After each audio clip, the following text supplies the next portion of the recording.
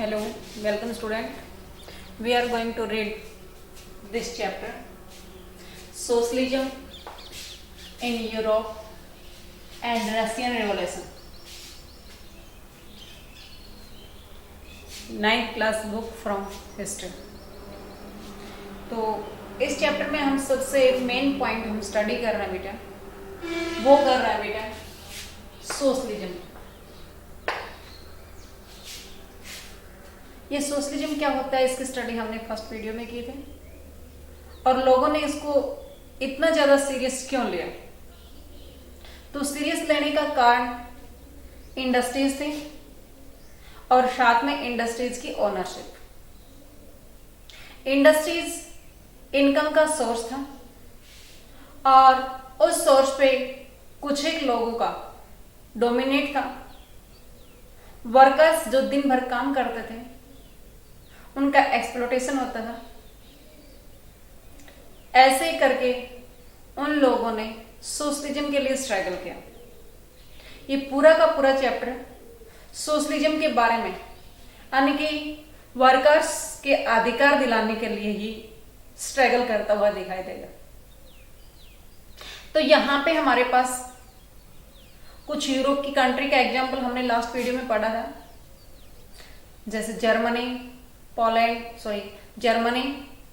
Britain और France. इनके बारे में लास्ट वीडियो में थोड़ी सी स्टडी की थी। अब हम यूरोप की कंट्री से रशियन कंट्री में आते हैं, जो कि एशिया की कंट्री है और वर्ल्ड की सबसे बड़ी कंट्री है। तो इस सबसे बड़ी कंट्री में जार निकोलस रूलर हुआ करता था, जिसकी पावर पे किसी का कंट्रोल नहीं होता था। वो अपनी मन मर्जी से काम करता था। तो पब्लिक ने कैसे उसके अगेंस्ट काम किया, कैसे पार्टी बनाई और वर्कर्स पीजेंट्स के अधिकार दिलाने के लिए काम किया, उन सभी के बारे में स्टडी कर रहे हैं। तो देखिए, इसमें रशिया के बारे में स्टडी करते हुए हम पढ़ रहे हैं 1914 से पहले, before the 1914 all party were illegal. Tsar Nicholas did not recognize any party. सारे की सारी जितने भी पार्टी बने, पार्टी इट मीन्स पीजेंट्स और वर्कर्स ने जो ऑर्गेनाइजेशन किया था, जो संगठन बनाया था, वो अलाउ नहीं था, लीगल नहीं था, वो इलीगल था। और उन्होंने चोरी छुपे ही लोगों को गैदरिंग में करके वहां पे जार निकोलस से छुटकारा पाया था। तो क्या क्या था देखिए रशिया में, बिफोर 1914 से पहले ऑल पार्टी वर इलीगल।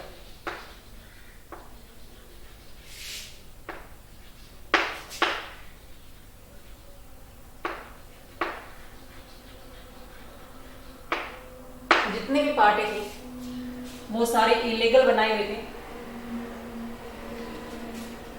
1898 के अंदर रशिया में एक पार्टी बनी थी, जिस पार्टी का नाम है सोशल डेमोक्रेटिक वर्कर्स पार्टी।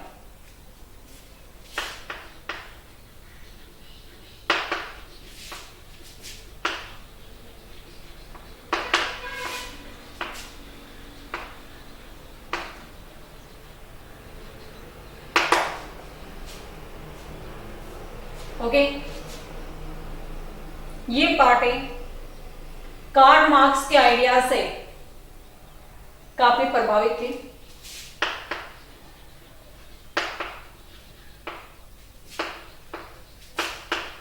इसके आइडियाज इसके अंदर काम कर रहे थे। तो इसका आइडिया हमने पहले स्टडी किया था। क्या था इसका आइडिया? इसका आइडिया था कि जो वर्कर्स हैं उनको अपने अधिकार मिलना चाहिए।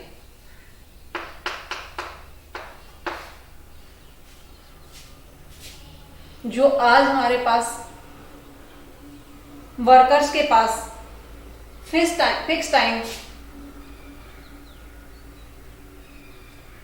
और फिक्स वेजेज है, 8 घंटे वो काम करता है और गवर्नमेंट के द्वारा डिसाइड की हुई वेजेज वो लेता है, तो उस प्रकार का जो सिस्टम सेट हुआ है वो कार्ल मार्क्स के आइडियाज से ही, इसी की मोनोपोली से ये सेट हुआ है, वर्कर्स की कंडीशन सुधर पाई है। तो कार्ल मार्क्स के आइडियाज से इफेक्ट लेकर के रशिया के अंदर सोशल डेमोक्रेटिक वर्कर्स पार्टी बनाई। गवर्नमेंट अपोज दिस पार्टी, इस पार्टी का वो हमेशा अपोज करती थी, क्योंकि वो नहीं चाहते थे कि उनके सिस्टम में कोई इंटरफेयर करे, उसकी पावर पर कोई अंकुश लगाए, उसकी पावर को कोई कंट्रोल करे। इन सभी के अपोजिशन में गवर्नमेंट ने उस पार्टी का, सोशल डेमोक्रेटिक पार्टी का अपोज किया था।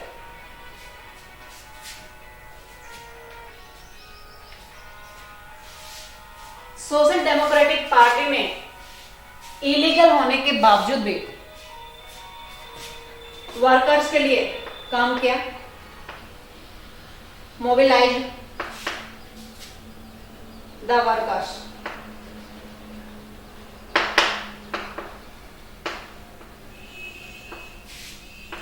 एंड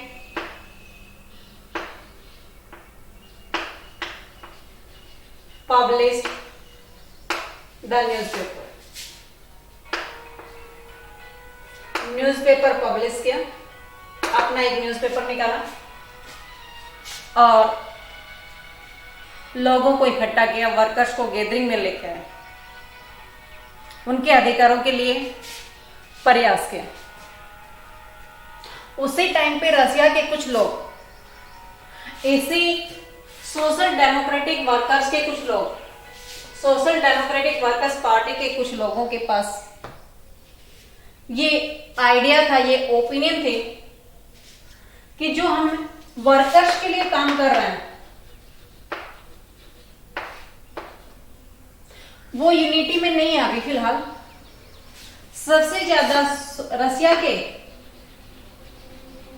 पेजेंट्स यूनिटी में काम कर रहे हैं। वो कैसे? हमने पढ़ा था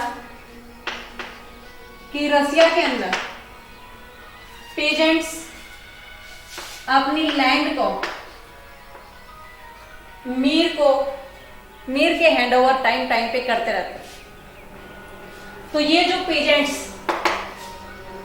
इससे ये समझ आता है, ये जब इतना सारा कर दिया करते थे, अपनी लैंड को भी वापस रिटर्न कर दिया करते थे, तो इसके मतलब है ये स्वाभिमानी है और अपने सम्मान के लिए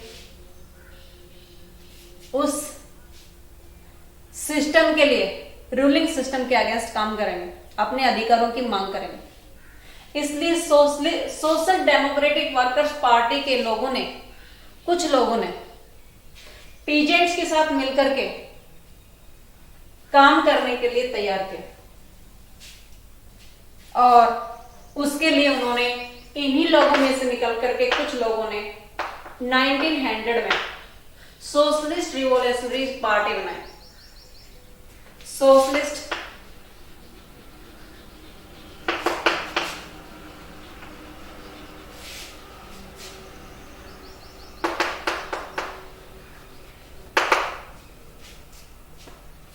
किसके लिए बनाई? पीजेंट्स को गैदरिंग में लाने के लिए, यूनिटी में लाने के लिए और रूलिंग सिस्टम के अगेंस्ट काम करने के लिए। अब ये जो पीजेंट्स थे, इनके साथ काम करते हुए इनको ये फीलिंग आई कि पीजेंट्स गैदरिंग में नहीं आ सकते हैं। क्यों? Peasants were divided into 2 part. कुछ पुअर थे और कुछ रिच थे।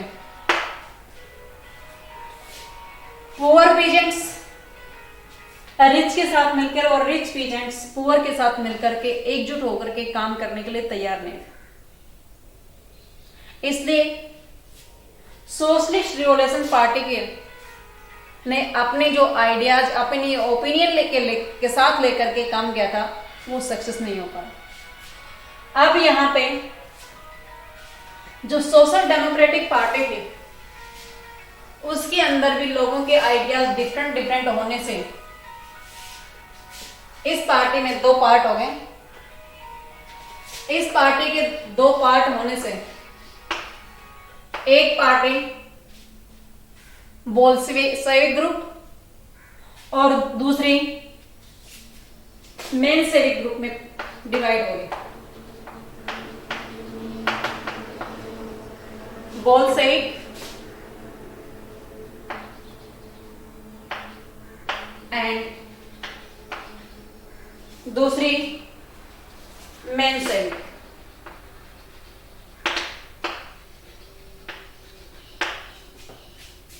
बोल्शेविक ग्रुप का जो लीडर था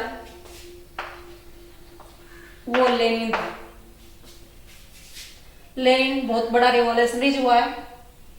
ये रिवॉल्यूशनरी ने स्ट्रगल करके जार के राजतंत्र से लोगों को फ्री करवाया था।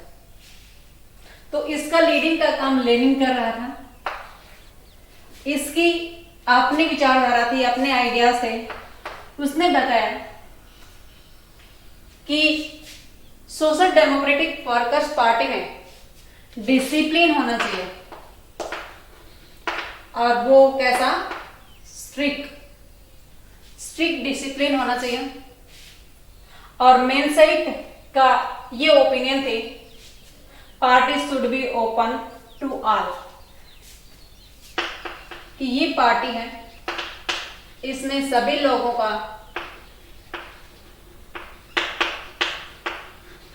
भाग, इसमें पार्टिसिपेशन होना चाहिए, सभी लोग इसमें हिस्सेदारी ले सकते हैं, किसी के लिए कोई रूल रेगुलेशन नहीं है। और यहाँ पे ये स्ट्रिक्ट डिसिप्लिन में विश्वास रखते थे कि अगर स्ट्रिक्ट डिसिप्लिन नहीं होगा तो हम जार निकोलस को अपनी गद्दी से, या ये कहेंगे कि जार निकोलस से जो डिमांड कर रहे हैं वो पूरी करने में सफल नहीं होंगे। इसलिए इन लोगों की अपनी ओपिनियन थी, बोल्शेविक की और मेंशेविक की इससे डिफरेंट थी। Have you got it? Next point पे हम स्टडी करेंगे बेटा। इससे आगे क्या होता है वो सुनिए।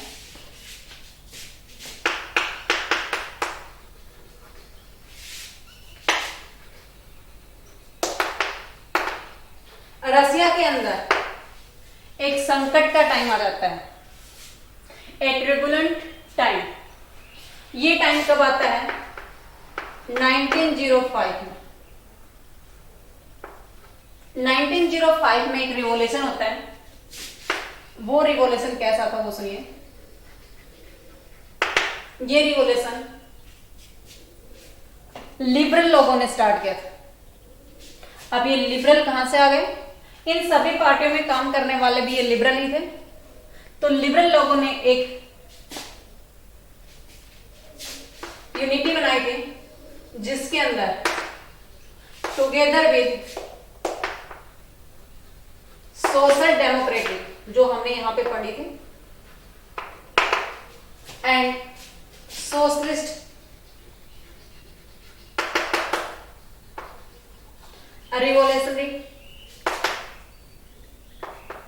Revolution party supported by peasants and workers. इसके अंदर सोशल डेमोक्रेटिक पार्टी और दूसरी पार्टी थी सोशलिस्ट रिवॉल्यूशन पार्टी, जो अभी हमने इसके बारे में यहाँ पे स्टडी की थी। उन दोनों को कंबाइन करके, गैदरिंग में ला करके, और यहाँ पे ये काम करने वाले जो पीजेंट्स के अधिकारों के लिए काम कर रहे थे और वर्कर्स के लिए अधिकारों के लिए काम कर रहे हैं, उन पीजेंट्स और वर्कर्स को भी उन्होंने अपने साथ मिलाया।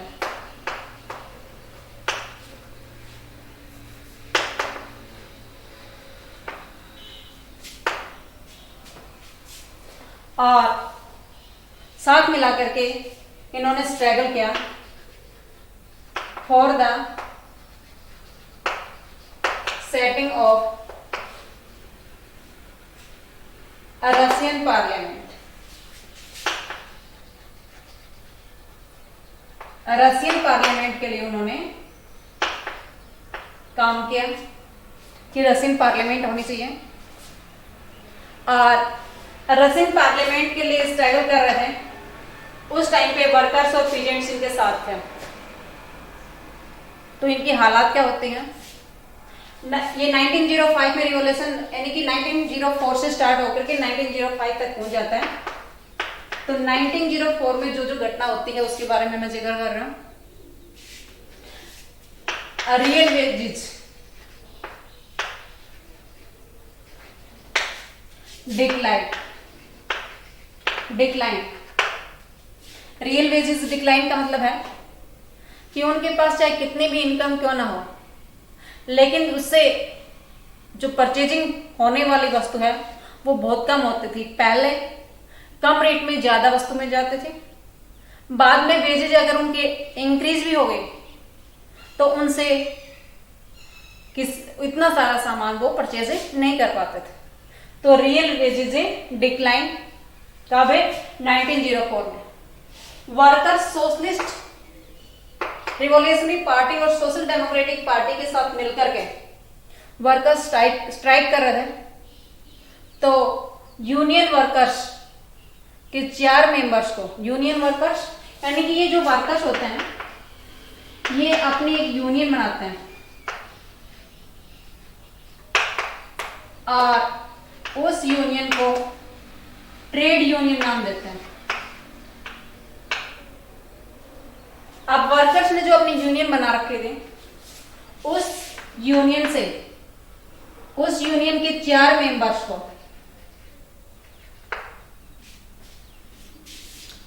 आयरन इंडस्ट्रीज ने, जहां पे आयरन तैयार होता था,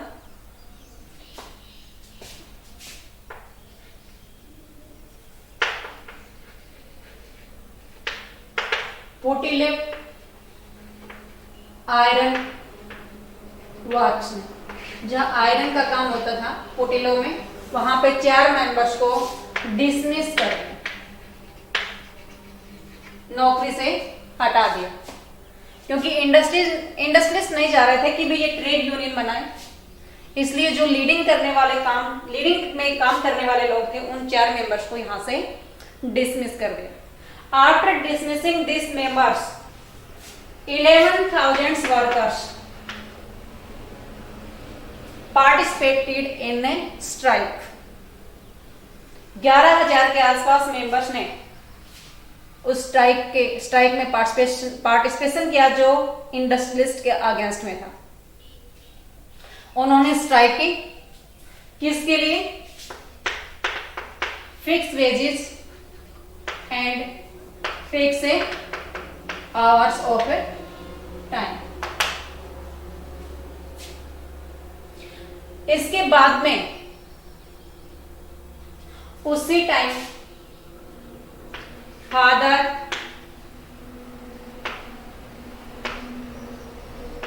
गेपोन ने वर्कर्स के साथ मिलकर के विंटर पैलेस में एंट्री कर दी। विंटर पैलेस जो राजा का महल होता है उसको विंटर पैलेस बोलते हैं।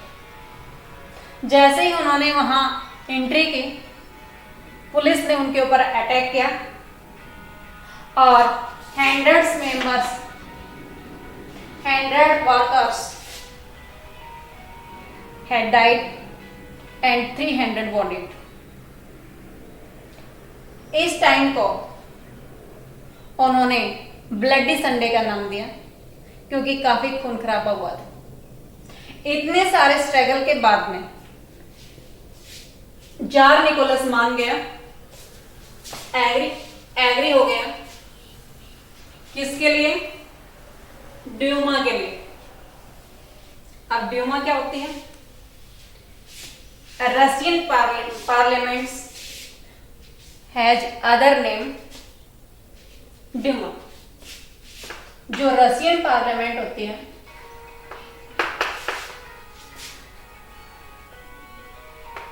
उसका दूसरा नाम है, उसको ड्यूमा बोलते हैं। तो पार्लियामेंट बुलाने के लिए लोग स्ट्रगल कर रहे थे और जार निकोलस उसके लिए राजी हो गया। बट फर्स्ट ड्यूमा जो बुलाई थी उसको उसने 35 डेज में डिसमिस कर दिया। सेकेंड ड्यूमा जो बुलाई तो उसको 3 मंथ में उसने डिसमिस कर दिया, क्योंकि ये जार एग्री नहीं था पार्लियामेंट के अंडर काम करना। अपनी पावर को वो कंट्रोल नहीं करने देना चाहता था, इसलिए उसने फर्स्ट पार्लियामेंट को, फर्स्ट ड्यूमा को 75 डेज में, सेकेंड ड्यूमा को 3 मंथ में उसने डिसमिस कर दिया। थर्ड ड्यूमा जब उन्होंने बुलाई, नेक्स्ट इलेक्शन पार्टिसिपेशन करवाया, उसने गड़बड़ी की और जो कंजर्वेटिव पार्टी के लोग थे